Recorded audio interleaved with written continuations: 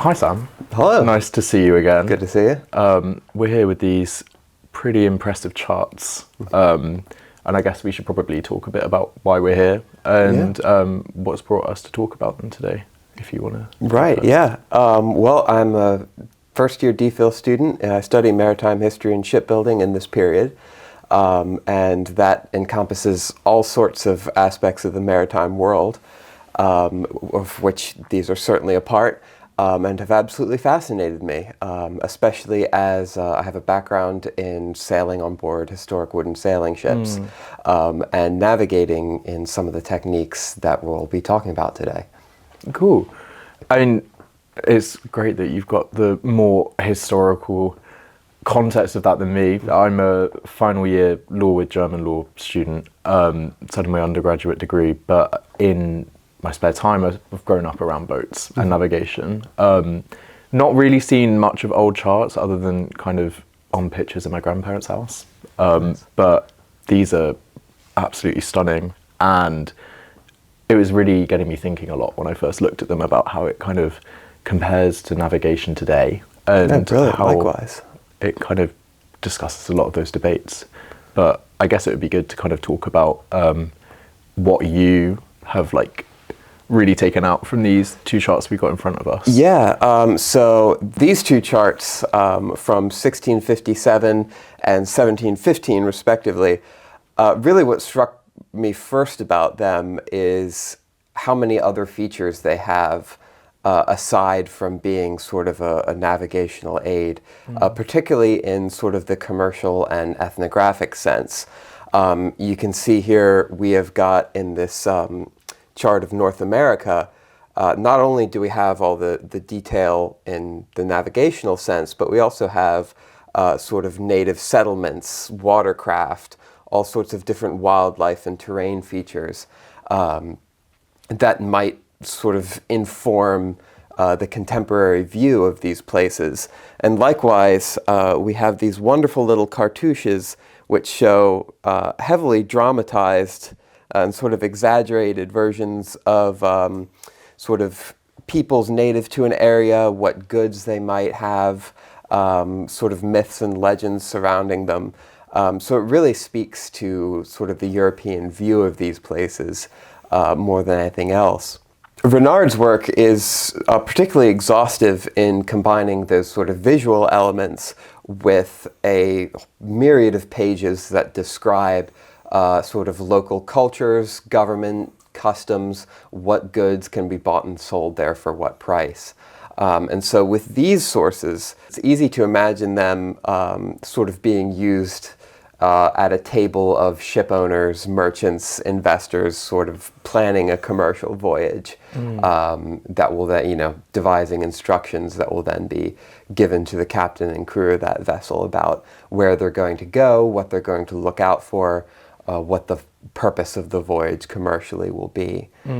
I know we were talking earlier about the impact that these charts might have had on imperial and kind of colonial expansion. Would you be able to talk a little bit more about that? Certainly. I mean, these are some of the best visual artifacts of those sort of processes that we have.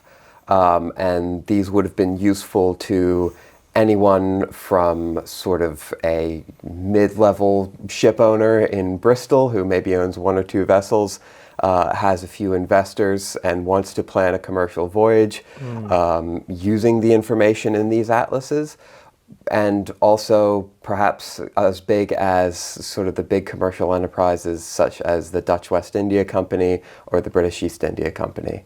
And on the kind of East India Company and the smaller mid-level shipmen, how were those kind of voyages commissioned? What was the actual process went about? Would they have been kind of sat around a table looking at these maps in the big companies, or what would the mid-level shipmen have done? Yeah, certainly. And I think that really hits the nail on the head of what sources like this sort of represent, because they are really sort of visually and artistically rich in addition to being such a compilation of technical knowledge.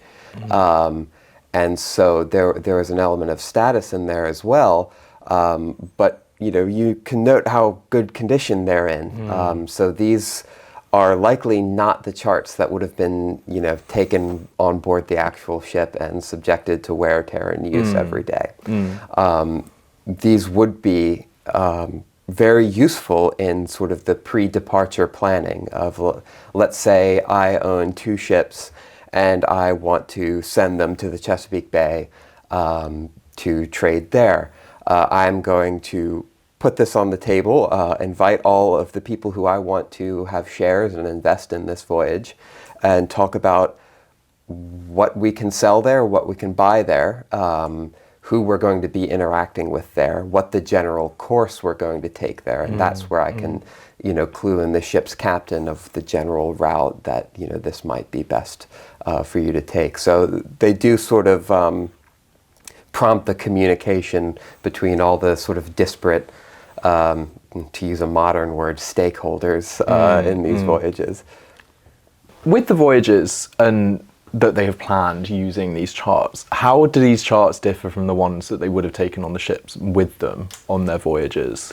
The working charts, so to speak, would have been a lot simplified. They would have stressed the navigational features along the coastline perhaps a lot more, and perhaps some of a bit less opulent.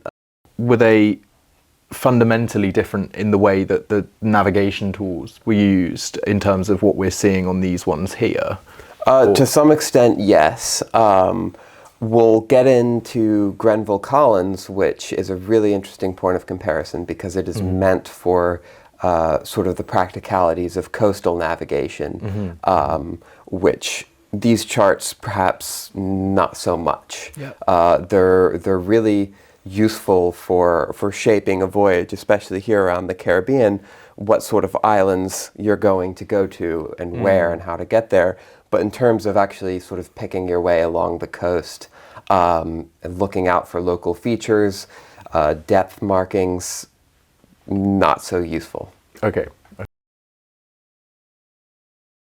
This is Grenville Collins, Great Britain's coasting pilot, and it has a really fascinating story behind it politically, because Grenville Collins was appointed by Charles II to create this new sort of compendium of charts for the British coastline. This was in the early 1680s. And he is given 1 ship to do all this, and it takes him over 8 years.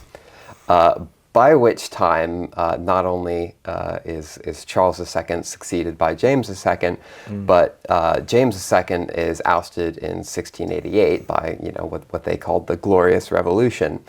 And so Grenville Collins is very mindful of the funding and patronage needed for a project of this sort of technical undertaking. And so by the time it's published in 1693, he has done sort of a hard right turn in supporting the new regime. Every one of these charts is dedicated to someone of importance either in the maritime circles or the political sphere of the new regime, be that admirals, captains, naval officers, local gentry who supported the new king, people in the sort of political power structure. So it is almost a sort of collegiate undertaking there. And moreover, we see this sort of celebration of certain events of the new reign. This cartouche here depicts the initial Dutch fleet landing King William in Devonshire in 1688, and it's flanked by sort of the classical figures of justice and prudence there, which really, such things you see throughout the rest of this work, of characterizing Britain as this newly sort of stabilized, prosperous, new Protestant kingdom. And all of that is undergirded by the maritime, commercial, and naval strength that we always see depicted in sources like this. We see ships of the line and frigates being depicted all over the place. I mean, this chart really stood out to me a lot as well when I first saw it, mainly because it's of where I live. But it's just fascinating in so many different ways. I found there's just lots of things that stick out to me. Exactly, like when William arrived on the coast of Devon, I mean, that's a beautiful like picture of those events taking place in the caricature. And I think different things stick out to me as well, kind of in terms of the navigational purposes of this chart as well. We've got the Exe estuary here, leading up towards Exeter, and that's where I've done a lot of sailing, and it's quite interesting to note, especially in terms of the sandbars and the way that they just kind of, this would not be particularly very useful for navigational purposes now. Yeah, I was going to ask, how much has it changed? A lot. It's changed a lot. And then we have Timoth as well, which must have been spelt differently around that time, because it's spelt differently on this chart. And it's interesting as well, this is actually quite a big estuary here, which they've chosen not to include. I imagine because it probably doesn't really have any particular purpose. The port of Timoth is there, so I imagine they don't really need to put the estuary on there, whereas I know with Exeter, Topsham was always quite a big port town, which probably makes sense why they would have bothered to do the extra depth soundings down there.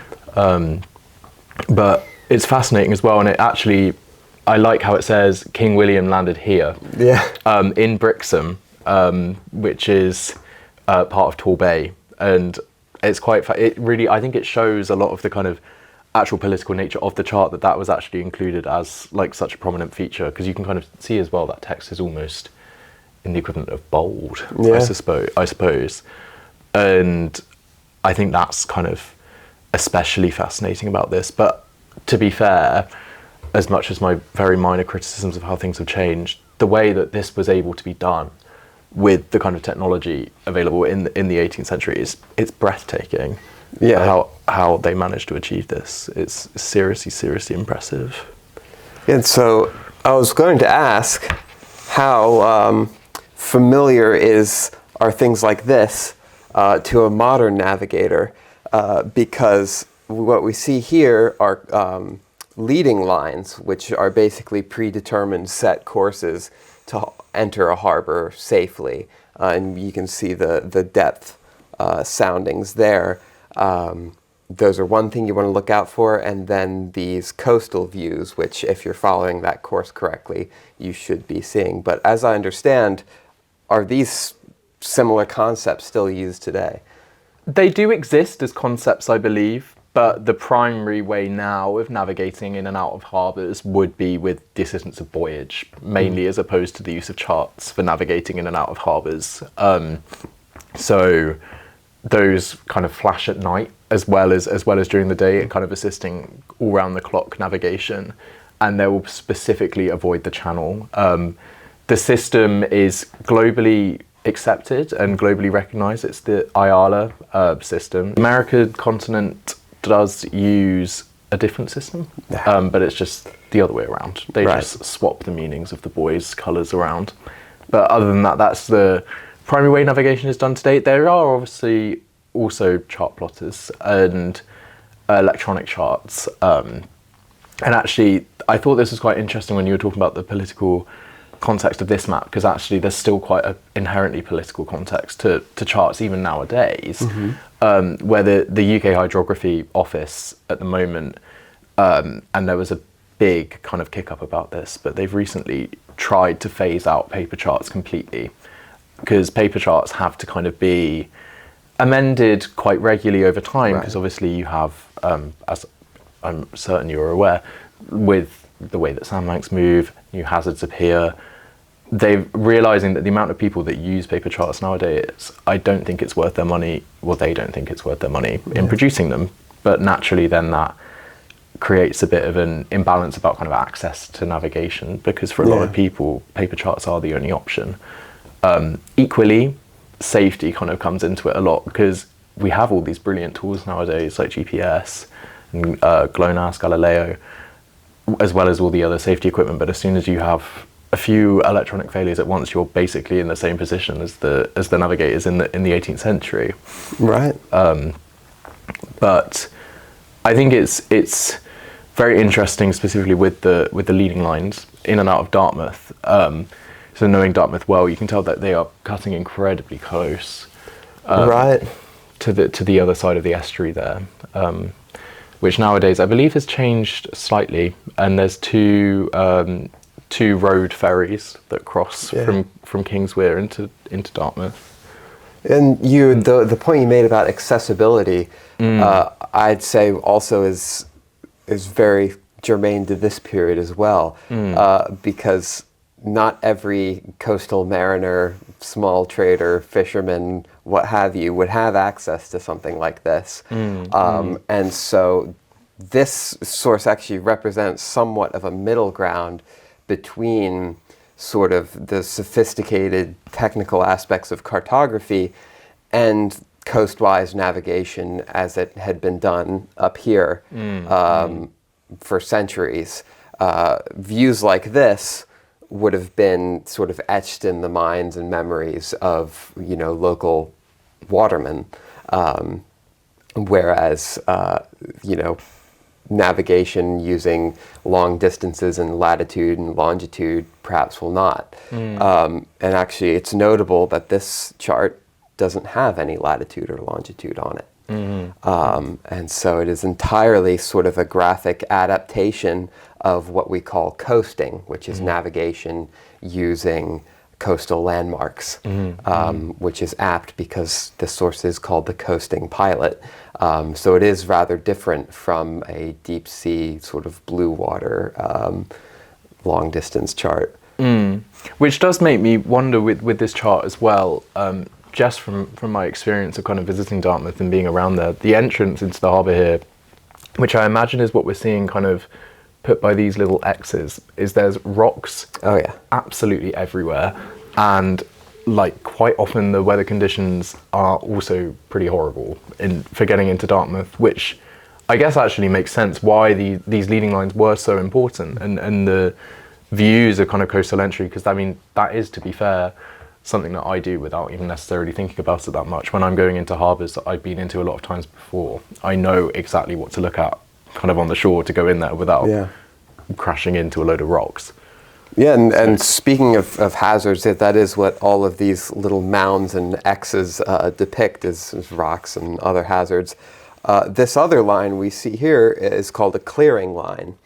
And you can see that shoots off a known sort of landmark, this castle here, across to these very prominent sort of navigational hazards. And so that gives you, if you have your compass up on deck by the helm, and you can see this landmark, you can shoot a bearing off of it and know exactly where you are in relation to these hazards, without having to do really any sort of complex math to determine your position. Yeah, that makes a lot of sense. Yeah, this is another one of my favorite pages, both because of all the details of the sandbanks here and the descriptions of when they are actually, out of the water at low tide. Here we have Burbo sand, dry the first quarter ebb. And then also for of course, the political connotations, because up here in this engraving, you have King Edgar being rowed up the Dee. This is an event which allegedly happened in 973 AD, and it depicts the Anglo-Saxon king being rowed up the River Dee by all of these sub-kings. You can see their little crowns there, of other kingdoms in the British Isles, Wales, Strathclyde, Scotland. And so that is really sort of intentionally being deployed in service of, the new reign of William and Mary, bringing that historical, semi-mythical event to sort of play into the narrative that's throughout this source about, a stable, unified British Isles. And I think this chart especially kind of reflects on a lot of that, because I mean we've got the Mersey in Liverpool over here, Chester at the end of the River Dee there, and then obviously Wales here with Flintshire. And I guess it's that really interesting kind of like, you've got a lot of quite significant places here so much of which navigation is really important to. And yet, as we're kind of seeing on the chart, it's not easy to navigate through here. And I know from driving along there at night, when I was referring to the way that like navigation buoyage is so important nowadays, it lights up like it's a runway when you're driving along at night. Just the sheer amount of navigation buoyage that's necessary for this, and obviously the significant amount of money that would be spent by the local like port authorities on dredging and ensuring that the channels are kind of as easily navigable as possible. I personally haven't done much boating around here, but I know my parents have, and they tell me various stories of it being particularly interesting at times with sandbanks and I can imagine various things like that. I did really like the point you made about buoyage here, because Grenville Collins is working with Trinity House at this point. And they are actually, during this period, the late 17th century, really starting not only to support, cartographic efforts like this, but also sort of navigational infrastructure like buoyage. We have some mentions of it from the 16th century in certain harbors, but the amount of times that Trinity House is coming out and saying, we have got to make this effort to get consistent buoyage throughout British harbors sort of tells us that it's been an uphill battle, but something that is really just finding its legs at this point. Yeah, definitely. And I guess as well from the like time of the chart itself, you can kind of see the different priorities in the navigation. And that unless I'm mistaken here, I think the lettering used for Chester is suggesting that Chester's kind of a more significant city at that time than Liverpool, which would make a lot of sense, I suppose, from the time this chart comes from. But it's interesting because obviously nowadays Liverpool is a pretty significant port city, and I mean that's how Liverpool grew to be such a like what the city is today. Was as a result of the kind of trading which took place around Liverpool. And I guess you could almost say, and correct me if I'm wrong, but like these charts and the existence of this is kind of the precursor to a lot of that kind of expansion within Britain at that time as well, and like the changes it had to lots of cities around there. Absolutely. This is, it is very much linked to this project of maritime and commercial expansion. You can see that in everything from the technical practicalities of this chart of making, coastwise trade and navigation in harbors more easy and having that information consistently available. And then also sort of the ideological aspects of it.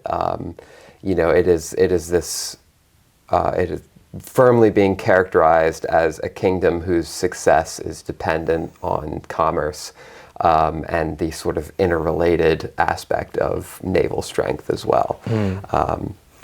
And Grenville Collins, of course, with the dedication of these charts, he's rubbing shoulders with some of the most important naval men of his time, all of which are sort of on board with this project of maritime expansion. There is actually I think it's Grenville Collins who says, prior to his charts, the only detailed charts of the British Isles comprehensively were made by the Dutch, and that sort of rubs him the wrong way. And so he's quite motivated in his one ship and 30-odd men to do 8 years of cartographic work for this project. And I guess as well, thinking what we were talking about the role of kind of Grenville Collins specifically and Trinity House in navigation at that time, I guess to build on to a conversation about Trinity House,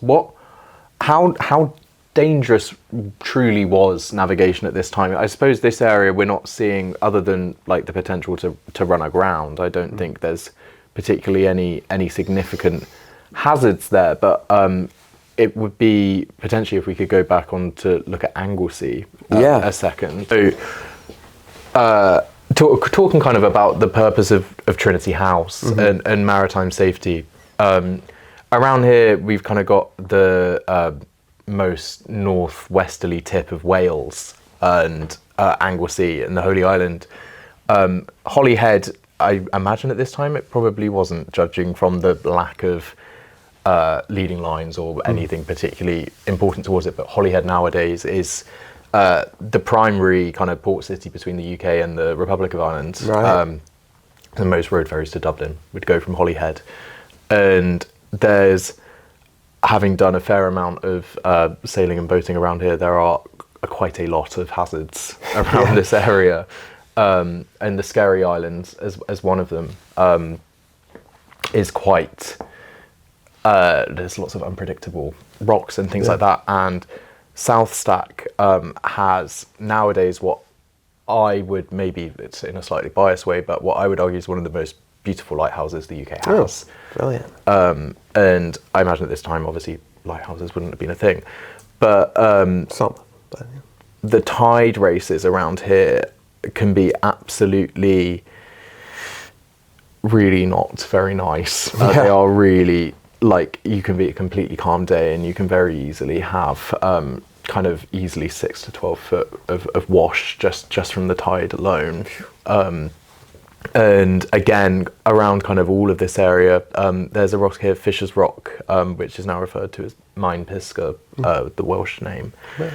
There's been a lot of shipwrecks there, and there's a various amount of like kind of folk stories about Fisher's. Just you can kind of maybe tell from its location. I don't want to criticize this chart too much, but I don't really think that's necessarily in the right place. Right. Because if you are on a direct ley line from Roscollon here around to Holyhead, you're pretty much gonna go straight into it. Yeah.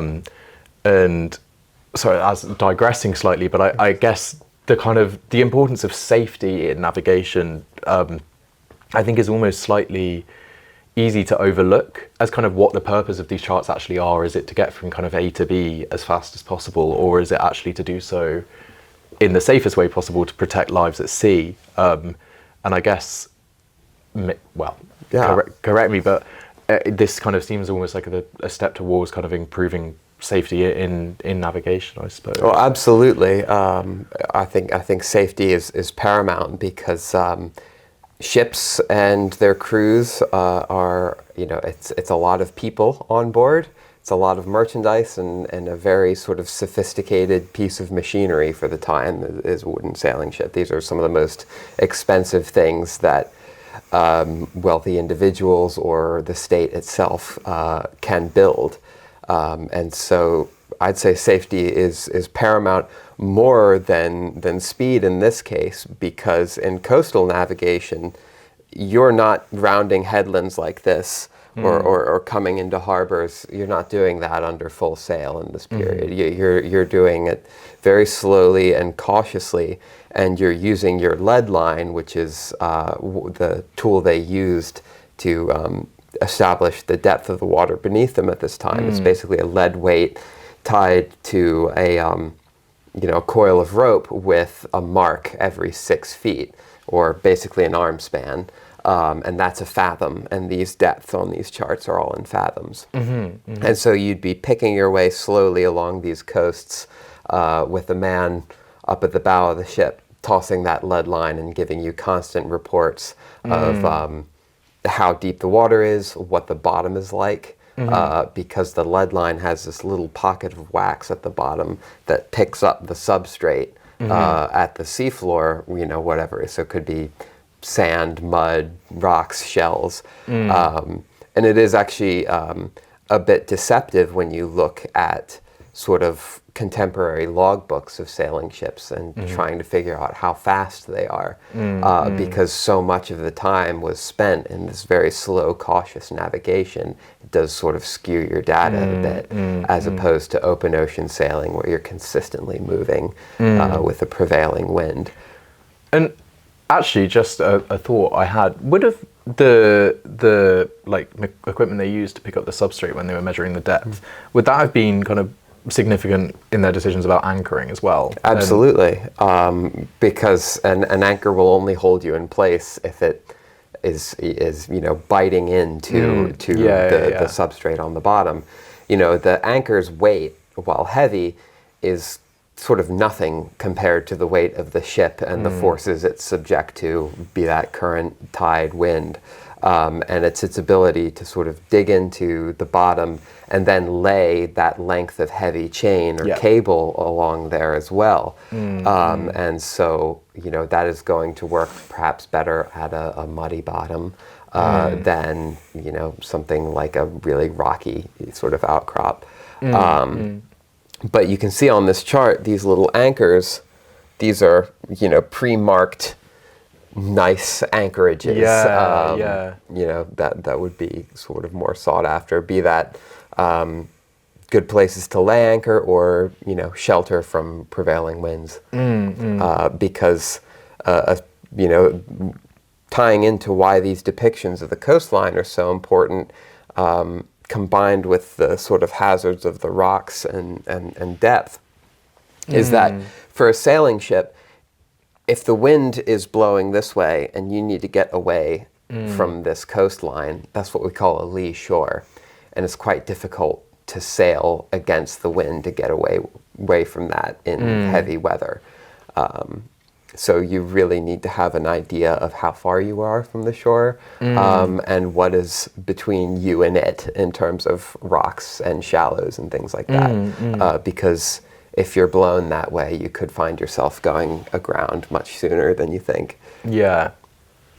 And I've just noticed as well, would this actually be a leading line? Because I'm a little bit confused about what that's a clearing line. And that is from sort of this peninsula here, a bearing shot past these rocks and into these ones as well. So that helps you shoot a bearing relative to those hazards. Because obviously this couldn't be a leading line, because following that course would of course be rocks. Disastrous, yeah. And it's interesting as well, I guess, how a lot of these charts, as we've already been speaking about, can kind of just actually tell us a lot about the development just of the UK generally in this time. Isn't it now Holyhead Port has a very large breakwater, which goes out probably all the way to about here, I'd say. And obviously that's not represented on this chart because it didn't exist yet. And I guess it's interesting as well, especially areas like Anglesey, which, to be honest, compared to like Bristol and Exeter and Devon, Plymouth, which would have had like a lot of, especially from kind of Grenville Collins and the type of people doing a lot of this marine exploration, I imagine kind of rural Wales, they wouldn't have done as much. And I think it's interesting as well, the use of, and it would be something which I am not qualified enough to talk about, but it's interesting to me, the use of names specifically. And like now I know a lot of these places, they've anglicised a lot of the place names that have come from Welsh, and nowadays even the English of the Welsh is just the Welsh name. And I guess it's a bit reflective of kind of, obviously he wouldn't have just done all of this from being in his ship for 8 years. There would have had to be like speaking to other people, working out names. I imagine Grenville Collins didn't know every single settlement in the UK. I imagine not. So I guess maybe is it worth talking a little bit about what else he would have done in kind of procuring these charts, in how he actually would have got this other information. He would have looked at any sort of antecedents he could in terms of charts of this area. All of these charts we've been talking about today are, one person's name might be on them, but really what they represent is years and years of cumulative navigational experience and know-how, sort of distilled into various latest versions at a given time. And so Grenville Collins would have had many conversations with local people about these landmarks, and other captains and navigators who had been through the area and had a bit of know-how in there, in addition to his own soundings and observations and recordings. So yeah, basically the point is that, while it is impressive, it was, just him and his ship going around. It really drew on sort of this generational experience, as is true of all charts, presumably, I suppose, to this day. Yeah, well, I definitely say so. There's a definite, the sea isn't an easy place, as a sailor as well. Like, it's not, it's pretty hard sometimes. And I think building on kind of, there's some generational things that I've been told kind of by my granddad about areas he's familiar with, or just by other people I've spoken to me, have been significantly more useful than, to be honest, any chart I've ever read. Like, if someone said, don't go there because there's a rock, and it's gonna stick with you, yeah. and like, if you're seeing this kind of ley line, something is very wrong. You need to be, like, that kind of information, I think almost is of a significant amount of value. And I guess, like, doesn't make the charts invaluable. If anything, they're probably going to contain a lot of that information now, and that's just kind of the way it's done, I suppose. And I guess it's just interesting in a more philosophical way as well, the way that humans, I mean, we're obviously not aquatic creatures, but like the seas is how globally humans have developed so much over the last millennia. And I think it's just a really fascinating kind of thinking about the process in which that's happened, and how in so many ways today, even despite all the like new technology we have, in essence it's still quite a similar pursuit that's going on. In essence, it's basically a centuries-long process of us trying to impose some sort of order on a fundamentally chaotic environment and situation. And I think that's common to both us today as mariners and navigators, and to people working with the same stuff, especially with the limitations of contemporary technology. But yeah, there is that constant, I think, of working with trying to I suppose, and especially as cartography gets more sophisticated, applying mathematical order to this environment, which is, takes a whole lot of toil and treasure to navigate successfully. Yeah. And I guess we can just kind of think as well about, it's obviously still so important, marine navigation. I mean, in the news, it has recently just been completely very different straits, and how really crucial. And even a few years ago, when in the Suez Canal, when the big container ship blocked it, we're so dependent on the sea, for everything today. Absolutely. To be honest, global trade is still completely dependent on it, and I guess it's something that isn't necessarily. It's just not something that people really think about as much for a lot of people. And I think it's, most people perhaps would think of sources like this as somewhat of a niche thing to explore. But really, for hundreds of years, this is how people, goods were moved, how wars were fought. I mean, so much of our modern world is dependent on what was sort of built by this this maritime undertaking, for better and for worse. Yeah, definitely for better and for worse.